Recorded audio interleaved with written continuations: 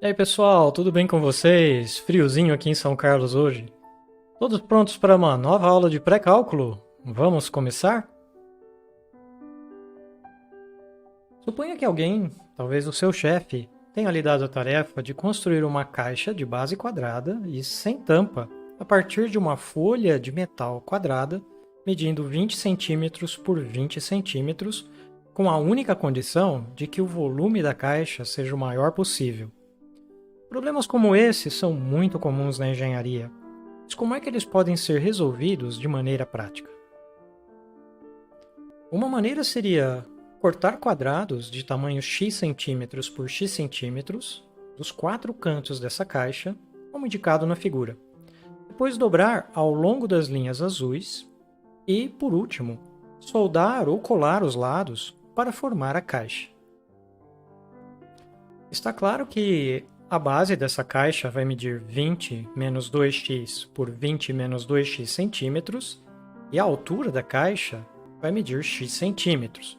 Portanto, o volume dessa caixa, que é igual à área da base vezes a sua altura, será igual a x vezes 20 menos 2x ao quadrado. Isso nos dá essa expressão V e a nossa tarefa é determinar o valor de x que torna V o maior possível. Ora, o volume V obviamente depende de x, então convém pensar em V como sendo uma função de x, isto é, V de x igual a x vezes 20 menos 2x ao quadrado é o volume da caixa que nós vamos obter quando cortarmos os quadrados de tamanho x. É claro que não faz sentido cortar um quadrado de lado negativo, nem um quadrado cujo lado tenha mais do que 10 centímetros. Então, o domínio da função v deve ser o intervalo de 0 até 10. Para adquirirmos alguma intuição sobre como o volume v da caixa varia à medida que x percorre o intervalo que vai de 0 até 10, nós podemos, por exemplo, construir uma tabela de valores para v de x.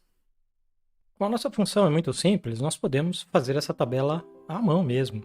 Então, começando do valor 0, eu calculo aqui o volume correspondente, ele é 0 vezes 20 menos 2 vezes 0 ao quadrado, que é igual a 0. Depois o 1, que é 1 vezes 20 menos 2 vezes 1 ao quadrado, que dá 18 ao quadrado, que é 324.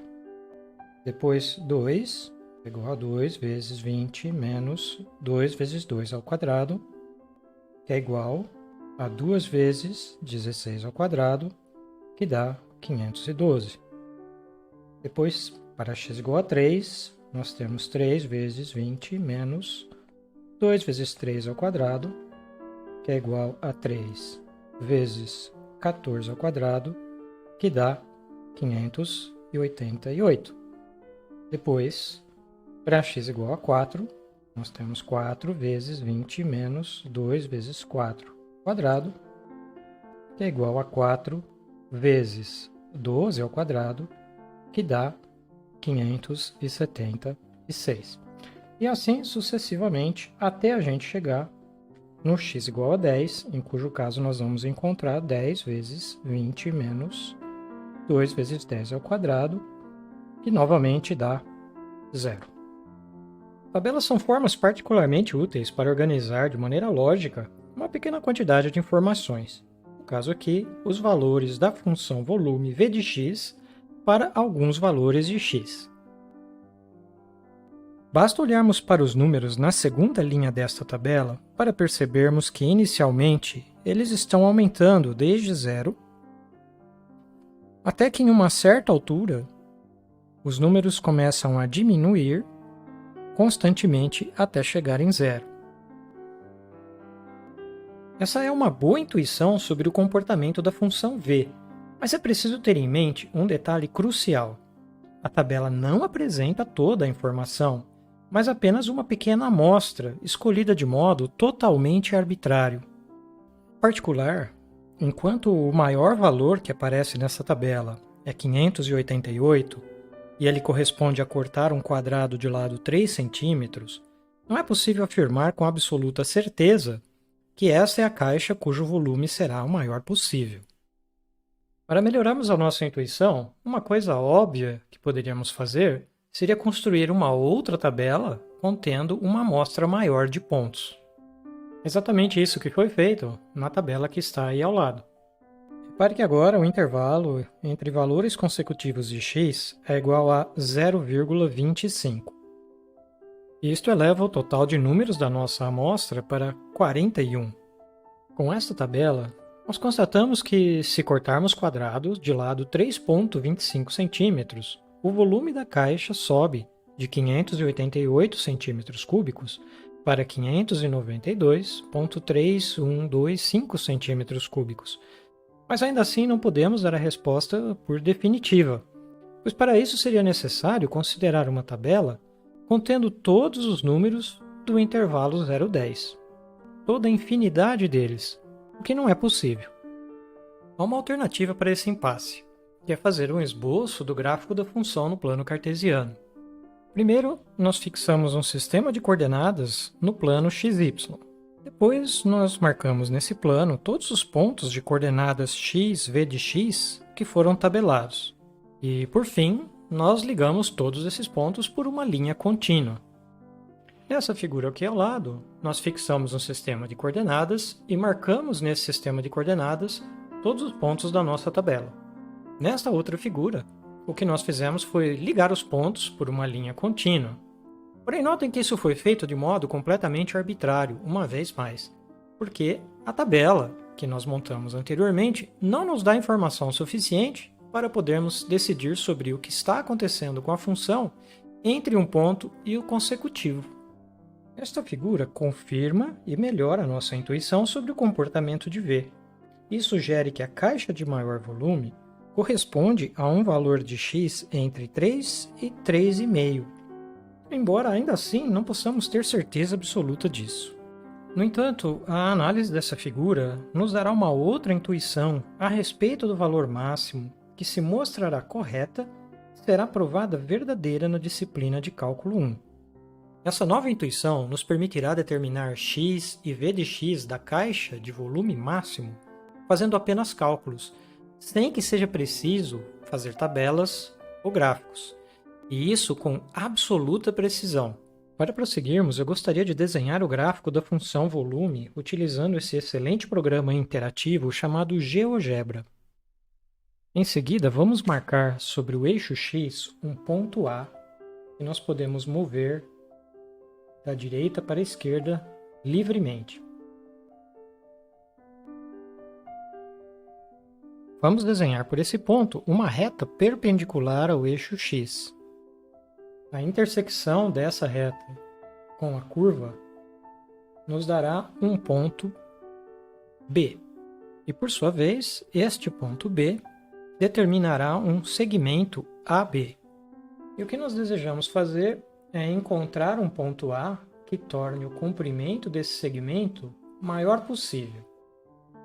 Para isso, nós marcamos um novo ponto arbitrário C sobre a reta passando por AB. E depois, pelo ponto C, desenhamos uma nova reta T paralela com o eixo X.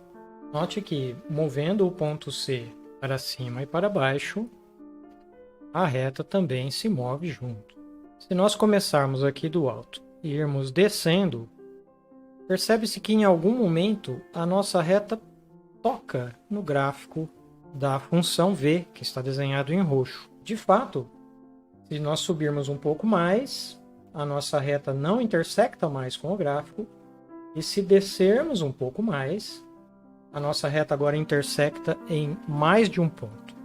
Então isso nos leva a crer que para uma determinada escolha do ponto C, nós temos que a reta intersecta o gráfico em um ponto e exatamente um ponto. E a distância desse ponto até o eixo X deve ser o volume da caixa de maior volume. Arrastando agora o ponto A para a esquerda, nós encontramos desse modo o nosso ponto de tangência, representado aqui pelo ponto B, cujas coordenadas são 3,33 cm e 592,59 cm³, Isso nos dá o tamanho que devemos cortar, 3,33 centímetros, e também o volume da caixa de maior volume possível, que é 592,59 centímetros cúbicos. Porém, o mais importante aqui é que a análise dessa nova figura nos dá ainda uma nova intuição acerca dos máximos e mínimos da função. Esta nova intuição nos diz que em um ponto de máximo ou de mínimo, a reta tangente ao gráfico da função nesse ponto deve ser uma reta horizontal, se tal reta existir. Isto sugere que, para localizar tais pontos, devemos considerar a equação da reta tangente a um ponto arbitrário ao gráfico e impor a condição de que o seu coeficiente angular seja igual a zero. Como eu havia dito, na disciplina de cálculo, será provado que, com algumas condições adicionais, essa intuição está correta. Então, como veremos no cálculo, o coeficiente angular da reta tangente ao gráfico de v de x é igual à derivada v' de x nesse ponto. Portanto, nós devemos considerar a equação v' de x igual a zero. Ocorre que, no nosso caso, e usando conhecimentos que serão ensinados no cálculo, nós podemos calcular v' de x igual a 4 vezes 3x menos 10 vezes x menos 10. E impondo a condição de que esta derivada seja igual a zero, resulta que um de seus fatores deve ser igual a zero. Certamente não é o x menos 10, porque se fosse esse fator, o valor correspondente de x seria 10. E como nós sabemos, quando x é igual a 10, o volume da caixa é igual a zero. Então, este outro fator deve ser igual a zero, o que nos dá x igual a 10 terços, que em notação decimal é a dízima periódica 3,333 e assim sucessivamente.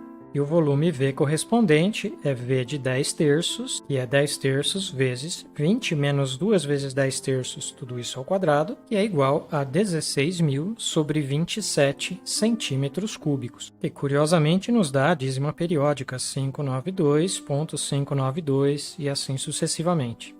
Além disso, o cálculo nos dará instrumentos extras que nos permitirão testar e verificar que essa resposta que foi encontrada corresponde ao valor máximo possível. Isto é, para nenhum outro valor de x no intervalo entre 0 e 10, o volume correspondente será maior do que o volume V de 10 terços que nós encontramos.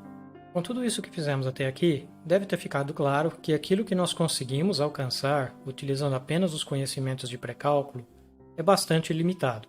E nós vamos ser capazes de fazer muito mais e atingir um grau de precisão absoluto com aquilo que será ensinado no curso de cálculo. Além do mais, surgirão outros problemas que nós não vamos ser capazes de resolver sem esse tipo de conhecimento. Em resumo, para achar uma aproximação para os máximos ou mínimos de uma função, por hora nós temos basicamente duas alternativas. A primeira delas é construir e analisar uma tabela de valores, segundo uma amostragem de pontos totalmente arbitrária. A segunda é esboçar da melhor maneira possível o gráfico da função e encontrar os pontos do gráfico que possuem uma reta tangente horizontal, como nós fizemos usando o aplicativo. Com isso nós encerramos essa aula de pré-cálculo, mas eu espero também ter dado pelo menos um gostinho daquilo que virá no curso de cálculo mais adiante.